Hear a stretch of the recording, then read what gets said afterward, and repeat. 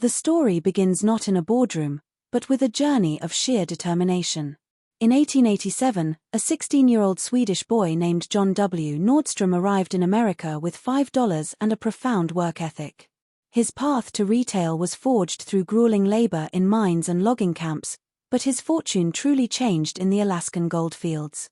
Returning to Seattle with a substantial stake, he partnered with shoemaker Carl Wallen to open a modest shoe store in 1901.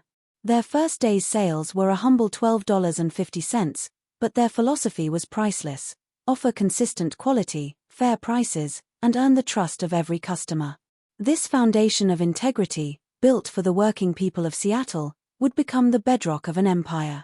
The business truly began its metamorphosis when John's three sons Everett, Elmer, and Lloyd took the reins.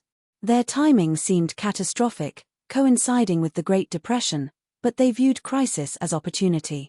They invested in renovations, relocated to a better location against their father's advice, and pioneered an inventory strategy that became legendary. While competitors carried limited selections, Nordstrom stocked every conceivable size, width, and style. This commitment meant that customers who had been turned away everywhere else found a home at Nordstrom, creating fanatical loyalty. This resilience was tested again during World War II, when material rationing crippled retailers. The brothers innovated by prepaying manufacturers to guarantee supply, ensuring their store had shoes when others had empty shelves. By the post-war era, the single store had grown into the nation's largest independent shoe retailer, setting the stage for a new generation. Leadership passed to the third generation, embodied by Everett's son, Bruce. His education was uniquely hands-on, beginning in childhood sweeping stockroom floors and learning that no task was beneath him. As a painfully shy teenager, he was relegated to selling slippers, an experience that gave him deep empathy for employees. His real training came managing a small store and then spearheading the company's expansion into Portland, where he faced and overcame fierce price wars. These experiences taught him the critical importance of listening not just to customers, but to the salespeople on the front lines. A manager's simple nightly question, "What did you miss today?" ensured inventory precisely matched customer desires.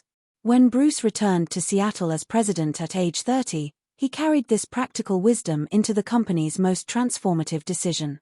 That decision was to leap from shoes into the full world of fashion. The acquisition of Best's apparel marked a daring pivot. The cultures clashed immediately. Where Nordstrom was accessible and inventory-rich, Best's was exclusive and formal. The fashion establishment was skeptical, viewing the Nordstroms as mere shoe salesmen. Breaking through required perseverance, culminating in a landmark deal with Estée Lauder that opened other vendor doors. Bruce wisely brought in experienced apparel talent, marrying their expertise with the Nordstrom work ethic. As the business grew, leadership evolved into a collaborative office of the president, leveraging the strengths of multiple family members. The need for capital led to another bold move, taking the company public. Bruce, as the voice to Wall Street, faced skepticism over their unorthodox, service-centric model, but consistent results eventually won over the doubters. The ultimate test was whether this unique culture could thrive beyond its Pacific Northwest roots. The answer came with the 1978 expansion to Orange County, California, a deliberate plunge into a new world. Opening day was nerve-wracking, with a nearly empty mall and employees pretending to be shoppers to create buzz. Yet, the strategy was vindicated not by marketing, but by the experience itself. The first curious customers were astonished by the service, the selection, and the atmosphere.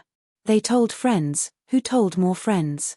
The store didn't just succeed, it became a destination, proving that the Nordstrom way was not a regional quirk but a universally powerful formula.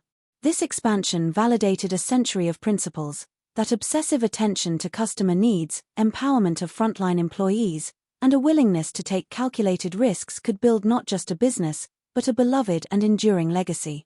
The journey from a gold miner's stake to a national icon is a testament to the idea that how you treat people, customers and employees alike, is the most sustainable strategy of all.